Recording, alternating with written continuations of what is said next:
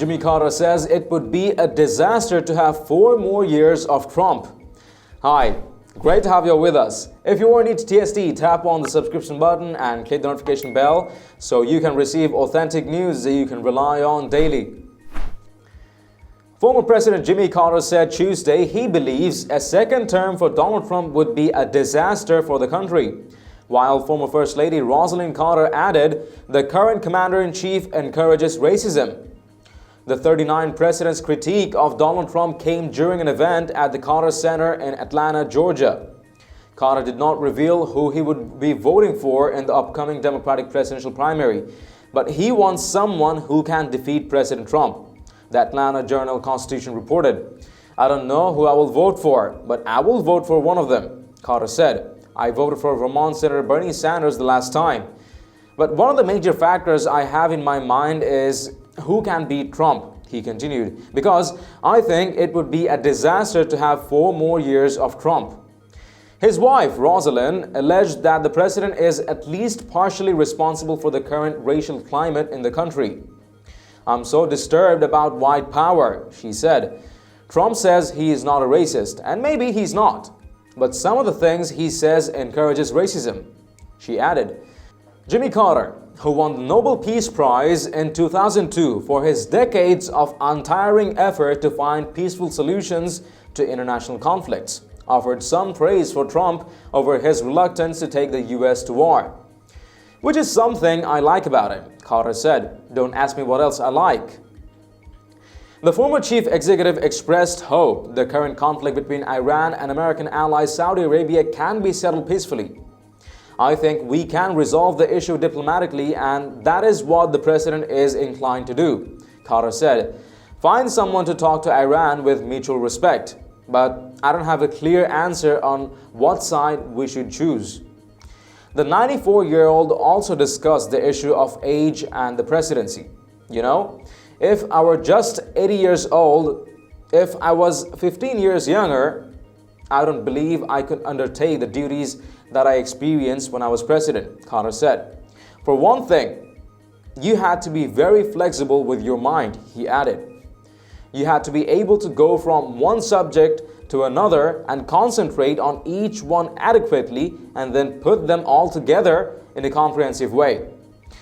Both former Vice President Joe Biden, who is 76, and Sanders, who is 78, who would turn 80 in office if they were to be elected president in 2020. President Trump, who is 73, was the oldest person ever to be elected president for the first term during the last election, surpassing the mark set by Ronald Reagan in 1980 by a few months. Reagan was re-elected 4 years later at the age of 73. In June, Carter claimed that President Trump is an illegitimate president because a full investigation would show Russian interference in 2016 swung the election in the Republicans' favor. Contrary to former President Jimmy Carter and his wife's opinion of Donald Trump's re-election causing a disaster, is the fact that rather than things going down badly as might have happened with previous re-elects, President Trump will continue to make America greater, based upon his excellent economy and unemployment rates we are seeing so far. Speaking to minority citizens, it is proven that President Trump has not discriminated against people of color and of varying ethnicities. Rather, he has arranged for them better opportunities than they would have ever gotten if a far-left Democrat sat in the Oval Office. President Trump isn't just working for a particular portion of the population as proclaimed by the radicalist far left. Rather, he is seen working for everyone equally. In the process, if one individual in the public prevails and the other doesn't, well, it's not President Trump's fault. It indicates that the latter person hasn't worked hard enough. And at the end of the day, it is a game of survival of the fittest. Only you can work your way to putting food on the table. No one's going to do it for you.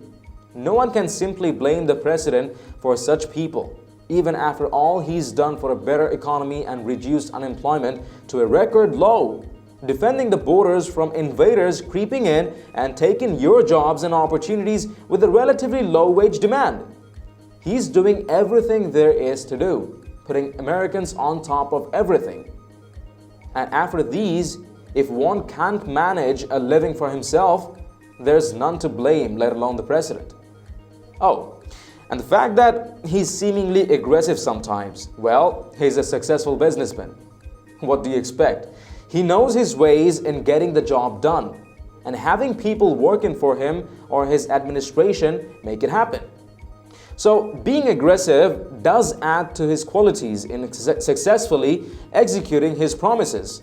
Otherwise, he'd be a scaredy cat just like the others who only said but seldom did.